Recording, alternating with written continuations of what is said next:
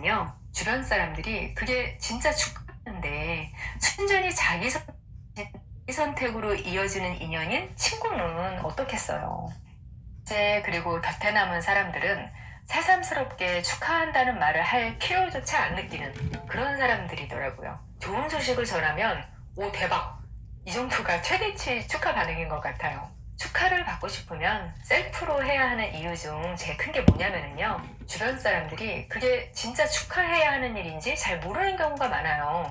예를 들어서 어떤 분이 자녀가 미국 유학 가서 뭐 브라운 대학에 입학했다고 했어요. 아이비리그 대학에 들어갔으니까 와 대단해요 축하해요 이런 반응을 기대하고 말한 건데 상대방은 미국 명문대 하면 하버드, 예일 이렇게밖에 모르는 거예요. 관심 없으면 모를 수 있어요. 모르니까 그 대학에 다닌다는 말이 일상적인 대화로 그냥 쭉 흘러갔는데 그걸 나중에 섭섭해하는 일이 있더라고요. 이런 건 정보가 없어서 축하가 안 되는 거죠. 이런 경우도 있어요. 어떤 분이 다른 동네에 살다가 한남동으로 이사를 갔어요. 이분은 열심히 일하고 돈 벌어서 한남동으로 이사 가는 게 꿈이었어요. 그 동네로 이사 간다는 게 본인한테 아주 특별한 의미가 있었던 거예요. 근데 친한 친구한테 나 한남동으로 이사가 이렇게 말했는데 별 반응이 없는 거예요. 이분은 자기 입장에서는 한남동으로 이사하는 게 어떤 의미인지 그동안 친하게 지내면서 다 말한 것 같거든요. 근데 상대방은 그게 충분히 인식되고 기억되지 않았던 거예요. 다 자기 살기 바쁘고 상대방한테 신경 써주는 부분에 한계가 있는데 그게 나한테 의미 있다고 해서 상대방한테도 의미 있다고 생각하는 건 미숙한 거거든요. 자기 인생이 드라마하고 다르다는 걸 알아야 실제 인생이 편해요. 드라마에서는 주인공의 그 가까운 사람들이 어떤 사건의 의미를 먼저 알아주고 그 이상으로 축하해주고 이벤트도 해주고 그러죠. 나한테 일어난 좋은 일을 상대방이 알아봐주고 축하해주는 게 오히려 이상한 일이라고 생각하는 게 나아요. 같은 맥락에서 또 반대로 뭐 저한테는 별거 아닌데 상대방이 막 축하해줘서 고맙고 당황스러울 때도 있더라고요. 예전에 종이신문, 종이잡지 시절에는 기업 대상으로 상을 만들어서 협찬 비용을 받고 상을 주는 일이 꽤 있었어요. 한마디로 홍보를 위해서 돈 주고 상을 받는 거였죠. 그렇게 해서 상을 받은 업체 대표인 분이 친구들이 그걸 축하해주지 않는다고 굉장히 섭섭해 하시는 걸 봤거든요. 그 상의 내막을 알고 있는 친구들은 그게 축하받고 싶은 일인지도 몰랐던 거죠. 그 친구분들이 어리둥절해 했던 기억이 나요. 축하를 받고 싶은 마음이 있으면 우리 회사 땡땡상 받게 됐다. 축하해줘. 이러면 돼요. 그러면 내막을 알고 있든 뭐든 본인한테는 홍보 이상의 의미가 있는 거구나. 이렇게 해석하고 축하해주죠. 사연자님 같은 경우도 여기에 해당되지 말라는 법이 없어요. 사람들이 현상을 이해하고 해석하는 건 진짜 각자 다 다르거든요. 사연자님이 남편분한테 축하받을 일이 생겼다고 하셨잖아요. 그게 사연자님 본인 일이 아니고 남편이 잘 된 거니까 딱히 사연자님한테 축하할 일은 아니라고 생각할 수도 있지 않을까요? 남편끼리 친하니까 내 남편이 축하한다 했으면 된 거지. 뭐 이렇게 생각할 수도 있어요. 저라면 제 친한 친구가 네 남편 승진했다며 축하해 이러고 전화 오면 그게 더 어색할 것 같거든요. 만약 친구분이 저 같은 분이라면 굳이 먼저 연락해서 축하 멘트 안 했을 수도 있어요. 사연자님은 우리 사이의 맥락이라는 게 있는데 그게 이 경우와는 다르다. 이렇게 생각하실 수도 있는데요. 사람들이 생각하는 그 관계에서의 맥락이 의외로 다 다르더라고요. 꼭 제가 말씀드린 이유가 아니더라도요. 그 친구분 의식에서는 굳이 먼저 연락해서 축하할 일까지는 아니다. 이렇게 생각하셨을 수 있는 거예요. 세 번째, 혼자 짐작하고 혼자 상처받는 패턴에서 벗어나세요.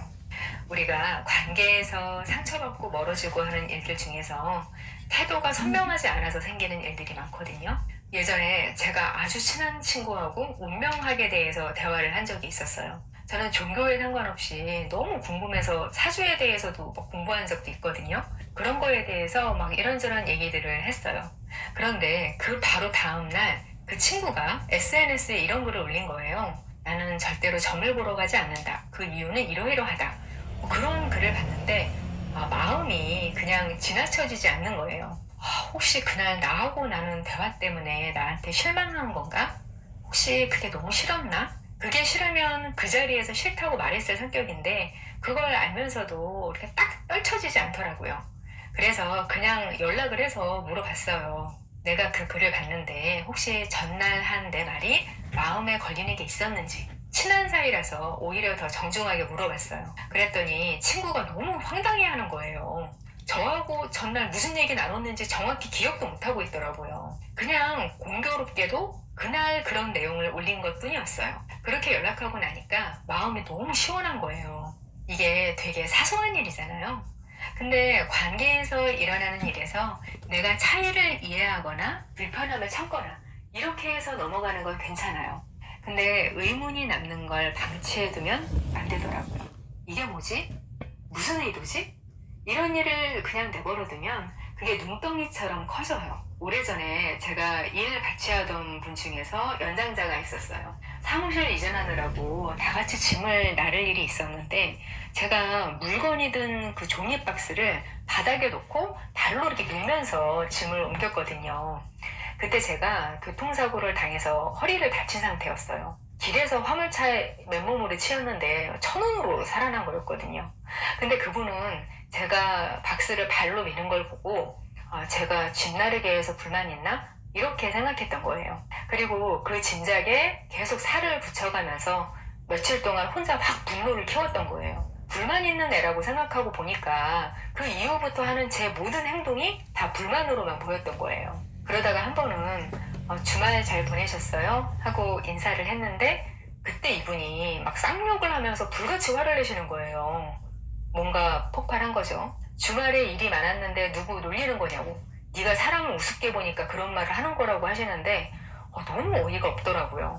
얼마나 황당했으면 몇십 년 전 일인데도 그걸 기억하겠어요. 제 쪽에서는 아무런 악감정이 없었는데 저쪽에서는 자기만의 의문을 해결 안 하고 짐작만 하고 그걸 내적으로만 해결하려고 하니까 그런 일이 생겼던 거죠. 나중에야 서로 오해가 있었다는 걸 알게 되긴 했는데 이미 그 관계는 끝난 거죠. 그분이 의문이 생겼을 때 짐을 왜 발로 밀어? 이렇게 한번 물어보기라도 했다면 그렇게 안 좋은 감정으로 관계가 끝나는 일은 없었겠죠.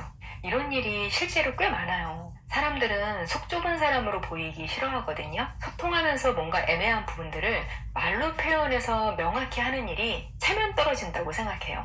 그걸 일일이 설명해야 하는 관계라면 그냥 없는 게 낫다. 이렇게 말하기도 해요.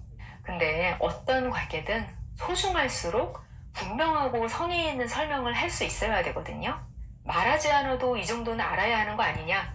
이런 관계는 존재하지 않아요. 그런 문학적인 소통은 현실에서 기대하면 안 되는 거예요. 왜 문학이 우리한테 위로를 주겠어요? 현실에서 기대할 수 없는 걸 주니까 위로를 주는 거죠. 의문을 풀기 위한 말 때문에 관계가 나빠질 거라고 생각하기 쉬운데요. 그 말에 악감정이 실리기 전에 순수한 의문을 가지고 묻는 게 차라리 나아요. 이건 관계의 문제이기도 하지만 내 마음의 문제이기도 하거든요. 이래야 내 마음이 더 빨리 편해져요. 오늘은 가까운 사람한테 축하를 바라는 마음에 대해서 이야기해 봤어요.